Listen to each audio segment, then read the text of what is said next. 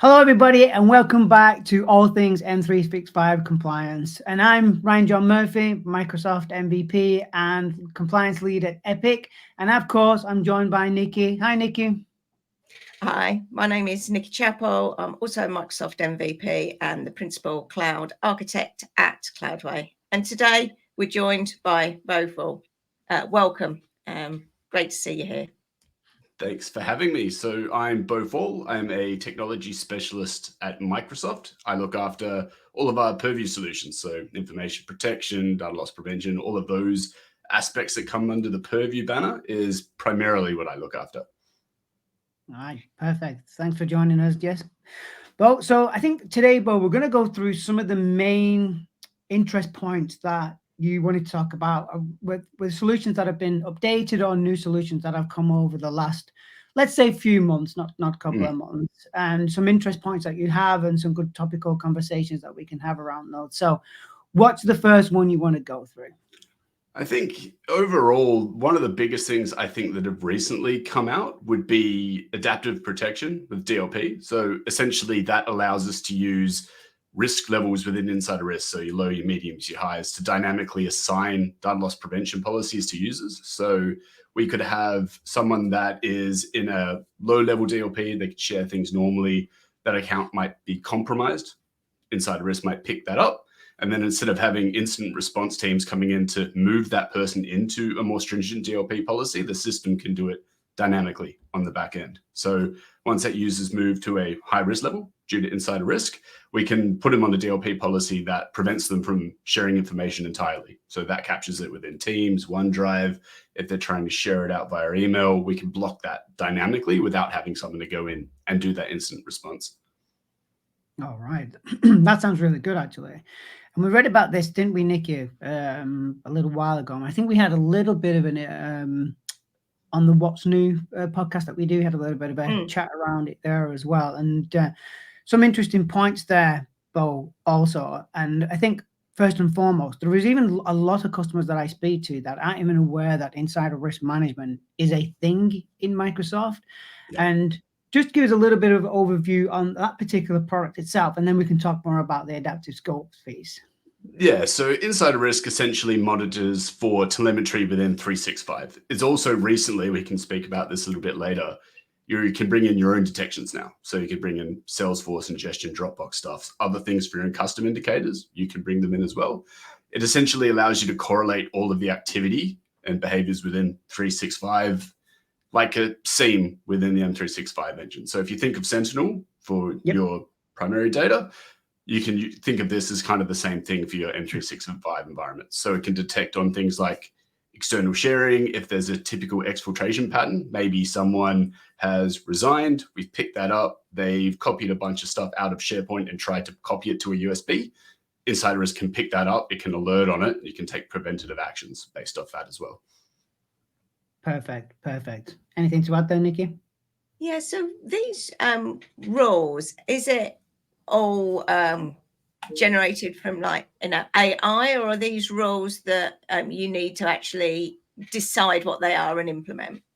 So there's a bunch of templates out of the box. So there are things like data leakage, accidental data leakage, breaches of like your corporate policy, stuff like that. You can just build out via a template out of the box. There are your own custom detections. So you can build your own as well. You can manage the threshold. So you could say, maybe a typical user behavior in my environment is they copy 1,000 files a day, right? If they go above or beyond that, maybe we want to start triggering alerts. So insider risk will take a baseline of what your user's behavior is. It takes about a week to correlate that information. If people deviate outside of that, you can do some pretty cool things like generating alerts, preventing different actions. So you've got a couple of different ways you want to build those out. And when these alerts are triggered, that's when these adaptive DLP policies can kick in then. So it's nothing that you don't need as a kind of a security specialist to actually enact anything. It's automatically going to take those decisions. Yeah, so you can have it so that as soon as someone moves into a high risk level, DLP straight away is going to apply that policy to them. It doesn't have to be only high. You can obviously do it with moderate and low risks as well. If a user is a high risk level and they've been moved into that policy, they act well over a particular period of time and that user risk lowers, they'll also dynamically be moved to the less strict DLP policy as you go. So that just stops having to have admins to go in there, picking people out of the policies, moving them across. It'll do it all in the back end. So you can stop that bit of manual effort. And how long is the kind of gap between actions actually happening in real time? So I'm a risky user, I'm doing some mass downloads of everything. How long is that process before it being triggered in insider risk management and then deciding actually Nick is now high risk, I'm going to block her from downloading anything else? Yeah, so any activity that a user does will slightly raise the risk. It'll depend on what they do. So if it's a big, something like copying files, that might be anonymous, but it might not be necessarily malicious. It might raise it just a little bit. But if they hit something like a sequence where we've tied it into, let's say, our HR system, that person's resigned. So typically that's when people are going to take information. So we raise their risk a fair bit for that. And then they grab a whole bunch of stuff out of SharePoint and then try to copy it to a USB straight away. That'll raise that risk straight away to a high risk profile. It'll start putting in policing action straight away. So it depends on what the user's doing and how risky you deem that behavior to be. And you can customize those indicators as well. That's really good. And straight away, I'm thinking, you know, heavily regulated environments here. And especially at Epic, we deal with a lot of financial institutes, public sector institutes, insurance companies, and so on and so forth. And one of the things around IRM initially, insider risk management, for those listening, was the manual intervention piece, and you know, continuously having to go in there, Beau, Nikki, and go through the logs and start to understand, okay, so what's happening in the environment? What can I actually do here?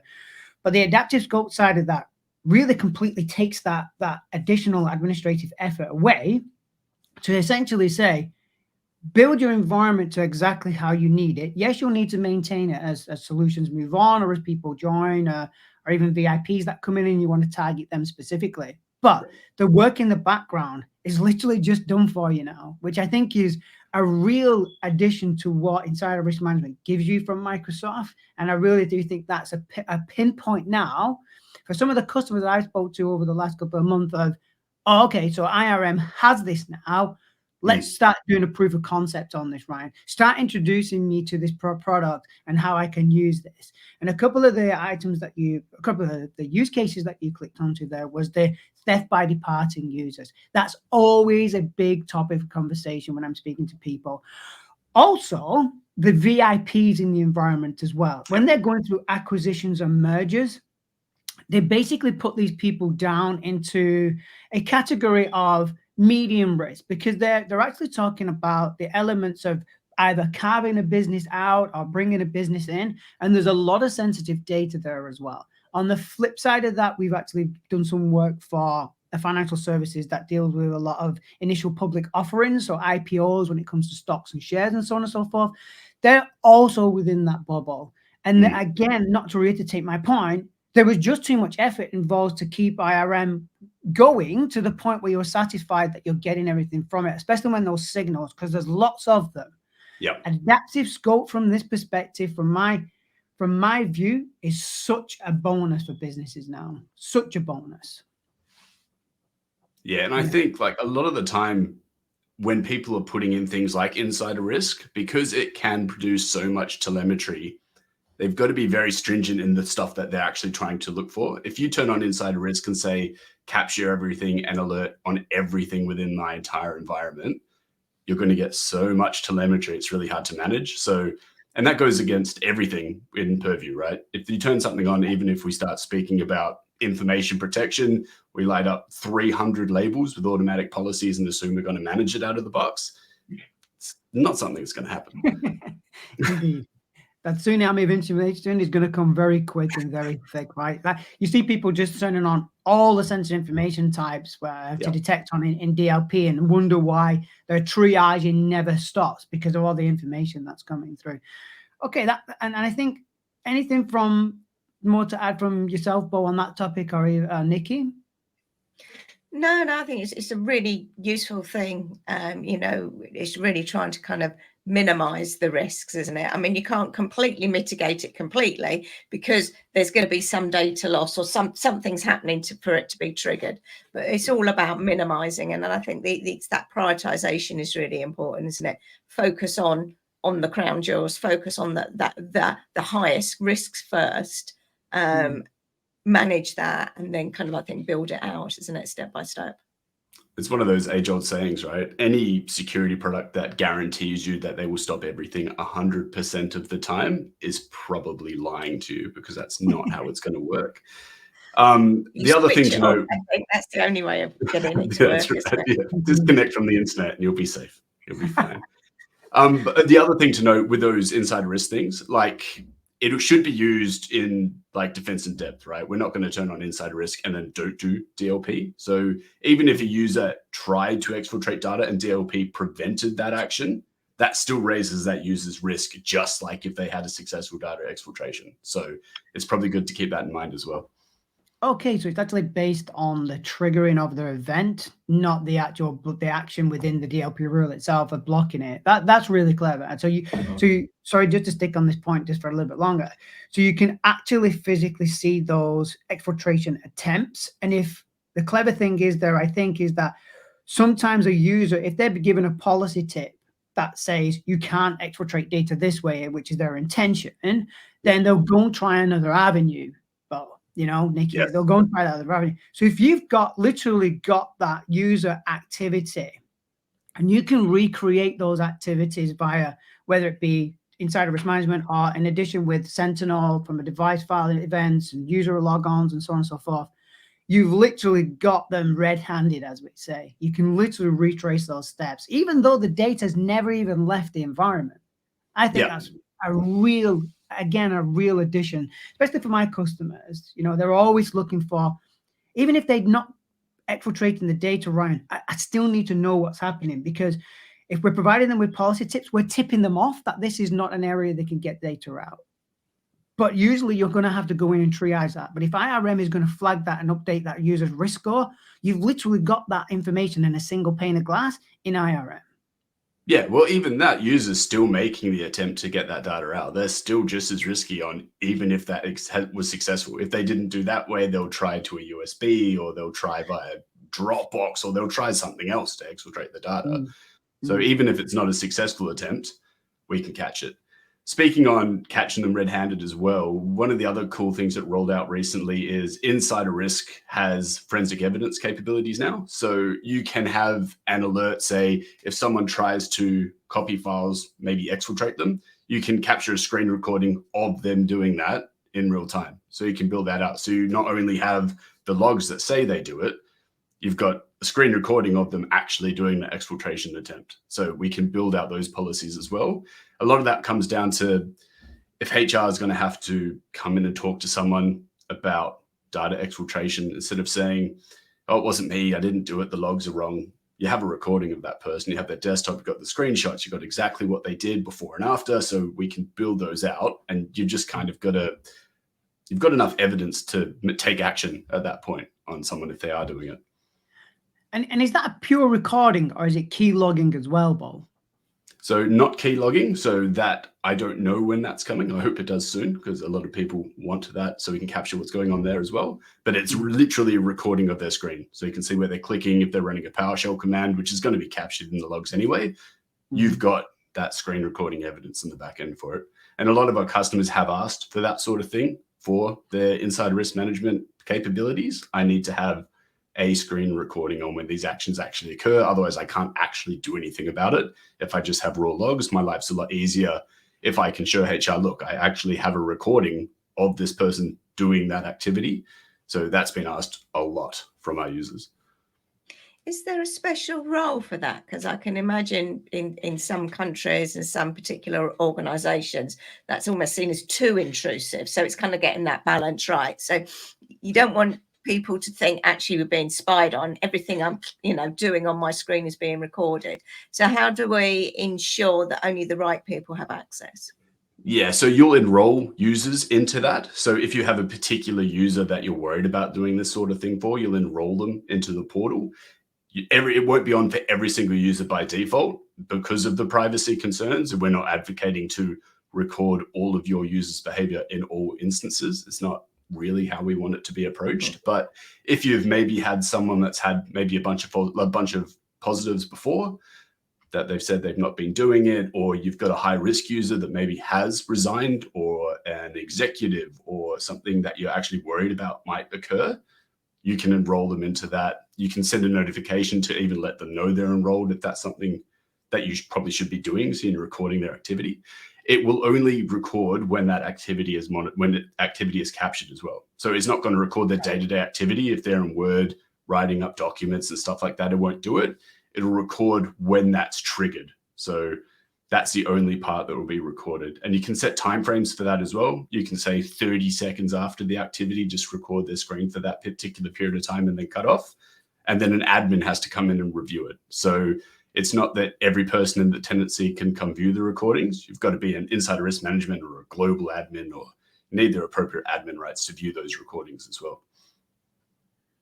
Okay, it's actually locked down to those specific peoples and those groupings that you add in as well. So it's not just an all-on scenario if you just had forensics enabled in your environment. And this actually came up at a customer of mine late last year when it was first released, Beau. And what they was looking to do is specifically find where they was using investment bankers, whether or not some of those activities could actually be recorded. Because yes, you're absolutely right. Some of the key logging and some of the reporting, because you've got those files and those files are not immutable right out of the export from 365, they don't always stand up when they need them. So if you've actually got that recording, it is literally a recording of those activities on that user, and nothing can be said about it. It's literally there in a raw format, in raw evidence for you to take away and use wherever you can. Exactly. And it can't be misinterpreted, right? If you have logs, you can try to spin those depending on you were trying to do this activity or you're actually trying to do this. Going just via raw logs, sometimes it's hard to really nail it. If you've got a recording of someone doing it and you can see every step of the way of what they did, it's a lot harder to fight to defend against that. Yeah, absolutely. Sorry, Nick. And where are those recordings stored? So they are accessible within 365, but they're in their own private instance. It's like in an Azure storage location that can't be accessed. That's good to know. I was just making sure that everyone out. Find out where it is and then delete. Oops, look, the SharePoint site's been deleted. But it's good that they're held in a separate location. And is that worm storage, Beau? Is that Azure Secure Blob? I think so. Don't quote me on it. I'm pretty sure it is. Yeah, because that bolstered the evidence part as well. So if it's write once, read many, you know that data then has been exported into that repository. And even the admin, who may be a friend of the user that's just been caught, can't go in and actually say, oh, it didn't record properly. So, I open it up, I couldn't see anything. So I've just deleted it, boss. There's nothing you can actually do about it. Once it's written onto that drive, you've literally got no change to it whatsoever. That also makes that whole end-to-end immutability, if you like, more what's the word I'm looking for? More reasonable when it comes to the evidence part. Yeah, it was like logs, right? You can't go in and delete logs out of M365 within the unified audit log. It's the same sort of thing. If they're immutable, it's a bit hard to try to hide the evidence if you're doing activities if you can't delete it. Yeah, exactly. Anything more to add on that, Beau or Nikki? No, I just think it's really useful. I wasn't personally aware that capability existed. So I think I know a lot about the products, but there's just so much new stuff coming out. And this is, I think, so useful, I think, particularly for the regulated industries. Yeah. And this is only really scratching the surface of the last 6 months, right? Like there's so much new stuff that's coming out all the time that to cover it all is, I could speak about some of this stuff like the next 5-6 hours, right? And we still wouldn't be finished. Perfect. And this, I think, correct me if I'm wrong, like I said, but this actually came out late last year or October time, was it? I think it went preview October, I think. Yeah, I'm sure it was October. Yeah. Yeah. But again, not a lot of people are aware of it because, like, to your point, Nikki, so much comes out. You're literally, it's like a tsunami of data coming down for you to trying to keep up. So, these sessions like this, these podcasts like this, is so much easier for you to spend a few minutes listening in to gain this information and knowing A, the product's out there, and B, what it does. So, for me, from my perspective, as I say, working in heavily regulated environments, it's such a benefit to have these evidence type solutions mapped into what you've already built out. It's completely an extension. And as you say, Beau, it's a defense in depth approach. And you don't have to enable it for everybody because obviously that's going to be a lot of information through your environment. Pick out your high priority users, or what we call your high risk users, target those. And now you've got that extended availability of those solutions to bring back whatever you need them to bring back. Yeah. Cool. And I think like a lot of the time, even like when we start discussing things like insider risk, because it used to fall under the compliance banner before we rebranded it, a lot of people that were more focused on security or stuff like that didn't really care about it. So realistically, I don't really view Purview as necessarily a compliance solution. I think of it as more of a data security one. I think a lot of the things that we're doing within Purview meet compliance, right? Encrypting meets a lot of compliance obligations, but we're not encrypting to meet a compliance obligation. We're encrypting to safeguard that data. So I think it's important to speak to people, and I do it with my customers all the time, and try to get rid of that view of, if we talk about Purview, we're purely talking about regulatory compliance. We don't care about anything else, when realistically it's about safeguarding the data that you actually own and stopping bad actors getting it. For sure. And really, that's your last defense, isn't it, on a like zero trust model? If they've gone in and managed to compromise your accounts and everything, data security is that last defense. For sure. Yeah, if they're already in, I'd prefer them not to be able to get data out, or if they do get data out, I'd like to know what it is in the first instance, right? And if they do get that data out and it's encrypted, they can't really use it. So I think as long as we focus that at that security level, like we want to make sure this stuff is secure and protected while we're using it, I think that's the key aspect to make sure customers are aware of. Oh yeah, for sure. And going back to your earlier point where you see the compliance solutions an extension to the security posture in itself, I think that shows very well over the last maybe 24, 36 months, where people have gone and done all of the security stuff. Defender's out there, Defender for Identity is already set up, Defender for Endpoint, and so on and so forth. Nobody really looked in the compliance portal because, it came with a tag of, it's just compliance, it's just retention, and so on and so forth. So, but now people are actually realizing, now you've got all the security stuff done in the security portal or the Defender for portal. You've still got all these other good solutions here that provide that defense in depth. So you see people now mapping over into compliance, extending those capabilities out. So it's true what you say there completely. And it's there for other reasons than just information governance. Some of the customers I talked to was like, oh, well, we don't need retention. We don't need encryption. Yeah, but have you thought about information barriers? Have you thought about insider risk? Have you thought about e-discovery and so on and so forth? Now they're starting to realize, oh, actually, this is a lot more than I thought. And this is an extension of our security posture for sure. Yeah, as soon as you start walking through things like, what do you use? A lot of the time we need to monitor for things like harassment, but they don't know communications compliance is even part of the suite at all. So I have a lot of time where I'm walking customers through, this is Purview at a high level. This is everything that's actually in there. And this is how it maps to some use cases. And you can see the eyes light up and go, oh, that it's not just talking about information protection, or we're not just encrypting things. There's a whole bunch of other stuff in there we can work through. Yeah, absolutely. Okay. Yeah. And that's all good information, I think, but to know that. What other topics did you want to talk about today?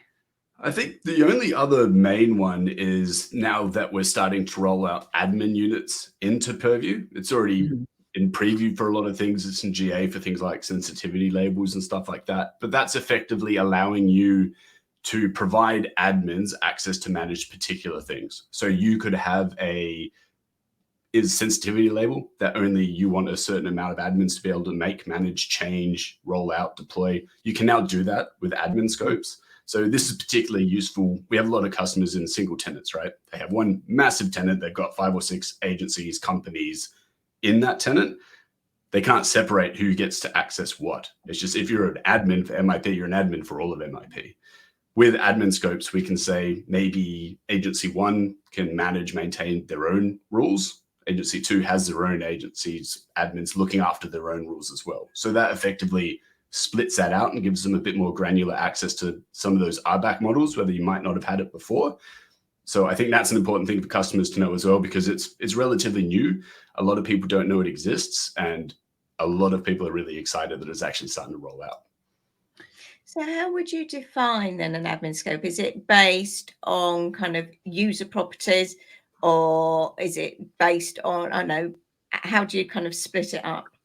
It's typically users or AD groups that you're going to scope it out. So you'll probably have your group of admins for agency A, which is a fairly common thing within Azure Active Directory. They have their own group. You'll just say, this is the admin scope for that particular group. They can manage these different rules and stuff within the portal. And is this just the purview admin roles, or is this roles in Azure AD? Purview admin roles it'll be. So it's effectively saying when you create a, let's use information protection, like a scope or a label, now when you create it, the second screen that comes up is assign your admin roles. So you can say, maybe we have agency A admin group, which is an Azure AD group. You can assign that to that policy. Only people that are part of that policy, they still need the admin rights within purview. They're not just going to get open slather, but they're the only ones effectively that can manage, maintain, change, do anything for that rule within the purview portal. So they still need the appropriate admin rights, even if they're a member of that role or that group. They just get segregated that way. We recently worked with a Formula One company, and what they did is they built components for other Formula One teams, car makers, and so on and so forth. And we built this out for them, because what they wanted to do is they wanted to have specific sensitivity labels and DLP policies that were only available to the team that are dealing with the data that needs to go to whomever it may be on the flip side. So these admin groups was an absolute asset for them to split out. Okay, you're building this component, so you should only be able to talk to these people. Therefore, you would only need to see these labels, and your admins would only be able to manage those labels within your actual team. And we built them out like that. The same for a financial services company that we're working with currently, based on basically on retention as well. So it may. Labeling, retention, and DLP, because they had some data sovereign areas that they classed as only the people within those regions, Geneva, Monaco, Germany, I think Brazil, and another maybe Central South American country that escapes me at the moment. For them to have the ability to scope those admin tasks, other admin visibility onto only what they can build out in their environment was such a benefit for them. And it actually enabled them to bring even more high-risk users into 365, because they could narrow down the administrative tasks and the visibility just to those labels, retention policies, retention labels, and DLP policies of which they had, not giving them overexposure into other areas, potential data and users and admins in those areas that can potentially collude with. And I think that's the right way as well. I've seen a lot of customers where they've got a single tenant, right? And then only one group is allowed to manage that single tenant, because they're worried that if they delegate some of those admin rights to people within the tenant, they might overstep or delete policies and things that they shouldn't be. So once you're able to split that out and say maybe only agency A can look after agency A's stuff, you can start delegating out that admin rights and spreading that workload across other people, because you can't really interfere with anyone else's policies, rules, rights going forward. Yeah. And actually, just while you're talking there, I just remembered we've recently just had a request in to build out a specific sensitivity label for the board members of this particular business. Now, it's a big, huge financial company that we're working with, but they've got board members dispersed all over the world. And what they wanted to do is only allow them to have that label applied. But for those administrative tasks, that would have been given to a tier 1 team rather than a tier 2, tier 3, tier 4. So what we did is we proposed to scope that label only to those users, but also add in that administrative unit as well. So only that tier 1 person in each of the 3 main regions where they operate, we're able to see, amend, make any changes, add people, remove people from that particular admin unit to that label itself. So if anybody's out there thinking, how can I refine that for just my board members or any other VIP structure you have in your business, that those administrative units are an amazing way to just say, no one can see this apart from you. Yeah, and I think that's the big win. Like, I think the more granularity that we can offer people to build out their own policies, their own rights, their own what they need to do in their own structure of their business, I think that's going to be a win every single time we can deliver on that. For sure. Anything from your side, Nikki? No, I can't think. It's for me, it's just having that granularity, isn't it? Just to give people, it's all about just the right level of access and the visibility. Indeed. And Indeed. It particularly comes down when we start speaking about least privileged access. Like, that's what the goal is for everyone. So if we can start saying you can have the minimum levels of access to manage the minimum number of things within the tenant, a lot of that risk quickly starts disappearing. Yeah, for sure. On a permissions perspective, of course, absolutely. But we you know, whenever we engage with customers, some of the roles that they have and they provided to people is so overexposing, you know, and so much over permissioning goes on in these companies. If you can refine that down and customize our back group, role-based access control groups, of course, you're on to a winner because you're only given those least amount of privileges needed. But of course, on the flip side of that, you've also got that extendability with the administrative unit to say only people in EMEA can see these labels or policies, only people in APAC can see these labels or policies, and even NAM and SAM and so on and so forth. So not only are you providing the least amount of privilege for you to execute your role, which is obviously a nice security posture to have, you also have that segmentation when it comes to who can see what, which again, for me, is a great extendability from Microsoft to have that granularity, as Nikki was saying. Yeah, spot on. Sure. Is there anything else you wanted to share with us today, Beau?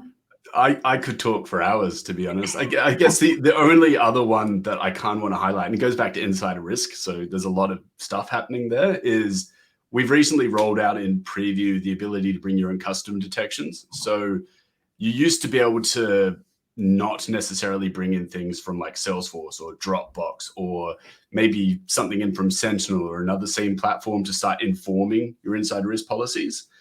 As of this month, I'm pretty sure it came into preview, you can start bringing in that telemetry to start feeding into your insider risk posture. So you might have logs within Salesforce with people's activity. You can correlate that against alerts within insider risk now and start ingesting that information. So it's key that people are aware of that we're not just looking after M365 stuff anymore. We're now able to extend out with custom indicators to bring in telemetry from third-party services. That's really good. And I wonder if Microsoft would ever get to a point of having the same connectors that we've got for data connectors for e-discovery, because some of those applications in there, we have customers that work with on a daily basis, you know, FS Logic, some of these investment trading solutions, Bloomberg, and so on and so forth. Yeah. If we're ever at a point to bring that into IRM, it's a complete win-win for the customer because they have a single pane of glass where they can have that insider threat from not only the third-party application and what their users are doing in there, their activities and actions in there, but also across 365 and Azure as well. So that would be such a benefit for customers. Yeah, and I think like the writing's on the wall that we're looking to be as agnostic as we can. Like it's hard to have all of the telemetry when we only look after Microsoft products. And no organization really that I've ever worked with have nothing but Microsoft products across the entire business. Of course. Most of them are multi-cloud. They've got some third-party tools. They have a bunch of other stuff. So if we can broaden it out to bring in signals from as many locations as we can and correlate it all in that one area, I think that's important to provide that visibility across the stack for any customer, regardless of how big or small they are. Yeah, and I like the fact that you can bring Sentinel in there as well, because at the moment, if I'm doing any investigative work, I'm in maybe 2, 3, 4 different applications trying to pull everything together. So you end up with this spider's web of pulling data through.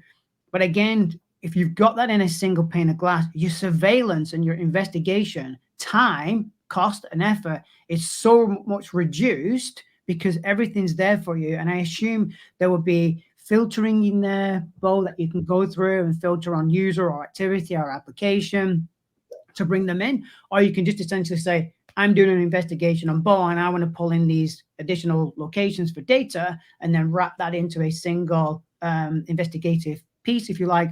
That's then pumped out into a single pane of glass, and you've literally got everything there that you can go through without having to bounce around application after application. And in some cases, you're having to ask for additional logons as well for these applications. Yes.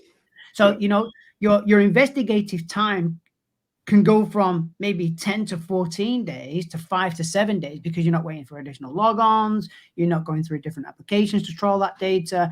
And let's face it, every application has its own way of bringing that data back and structuring that data. If you get familiarized with the way IRM brings that data back, it's so much easier. And the time and cost you would save would be phenomenal over time. Yeah, and it gives you that one single source of truth, right? So we're not jumping into 5, 6, 7 different tools, 7 different dashboards to figure out what's going on. If we can centralize it as best we can into that one single pane of glass, like you were saying, the time saving is massive. Yeah, it's a complete win-win for your SOC teams and your investigators as well. Anything more to add, Beau, Nikki, from that point? Just really with those connectors, is that an additional cost for each of those connectors? Because it's in preview, I have no idea if it's going to be per connector or per ingestion, or if it's included within current licensing. I only know it's in preview at the moment.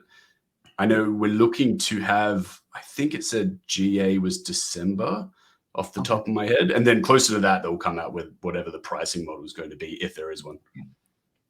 Okay. So keep an eye out, look on the Microsoft blogs for updates, I suppose, and things coming in the message center. And I'm a tech guy, right? So I don't have anything to do with pricing, to be completely honest with you. So I can't even comment on if it's going to be an add-on, if it's going to be part of E5, if it's going to be any of that stuff. So, but I would imagine in some cases, Beau, Nikki, that some of the applications that you can use currently, if you've already got IRM and you're licensed for IRM, and you've got these other third-party solutions that you're paying maintenance on, licensing on, hardware costs on because the data is being put into the repositories and that are on there, even if it is an additional cost, even if it's an additional bolt-on, it's a per data per ingestion charge. Customers really need to look at, well, what am I paying now to have that separated from what I've actually got ingested into 365? And not only just the actual data at rest piece, what is it going to cost me for that investigator to go through that data in those many applications rather than everything just being pumped into that one pane of glass, of course. So when we're talking to customers about licensing and we say, oh, well, actually, this is an additional license or this is a bolt-on, you know, they start to frown, but when you actually put it into perspective of, well, actually, it's not that bad, because if you think about it, you could get rid of this piece of hardware and these disks on this hardware, just bring it in via data connector. It's done for you. You know, there's no maintenance on it. There's no additional contract maintenance that you need on it for costing and so on and so forth. Plus your engineer, your investigator, is it looking in one pane of glass to do that piece of investigation work, not two. So that's going to reduce the time down and, of course, save you money in the long run. So I kind of get the licensing thing from Microsoft, and I get why people frown upon it when Microsoft brings stuff out and say there's an additional cost to it. Yes, there is, and it's an additional cost of what you've got, but look at what you could get rid of.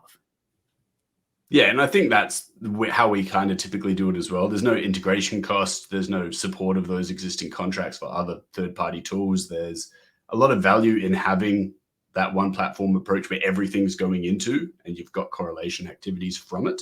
So even though sometimes these things are add-ons or there are other costs involved in them, when you have a look at the broad scope of what you can get rid of or how much time you're going to save with things like you were speaking about with investigative activities and things like that, they start making a lot more sense when you start mapping that out. On the top level, it's always going to be, there's an added cost. Why is it an added cost? But it's just human nature. No one wants to pay anything extra than they actually currently are. Of course not. Of course not. Perfect. Nikki, anything more to add, I guess? No, I think that's been really interesting, kind of finding, you know, how I suppose Microsoft are providing these suites of tools just to make everybody's life easier, and that's what we want, isn't it? It's a kind of bring it all in. It's all centrally managed. You've got all of the tools. It's simplifying things. It's automating things. So really, what you can do is you can spend your time on quality activity rather than kind of low value tasks. Yeah, get rid of the busy work, focus on something that actually makes an impact moving forward is kind of the goal. Definitely. Certainly makes my life easier. Well, when I'm having conversations with these heavily regulated businesses that don't want to pay for anything but want everything they can possibly have, right? So so it's definitely made my life easier. So send my gratitude on to everybody that's involved with IRM for sure. I will do. Perfect. All right. Well, I think we're at time there. Beau, this has been really interesting. Thanks for sparing some time and coming on. I know you have your own podcast, and we'll link that in below so people can go and link in with you on Twitter and so on and so forth. But again, thank you for your time today. It's been really interesting. Thanks, Anytime. everybody. I listen to the podcast all the time, so I was happy to get invited to come on. So whenever you want me to come back on, let me know, and I'll make sure I do. 100%. I'm sure Nick is with me on that one. Yeah. Welcome anytime. Indeed. All right. Well, thanks, everybody. We'll see you on the next one. Bye for now. Bye.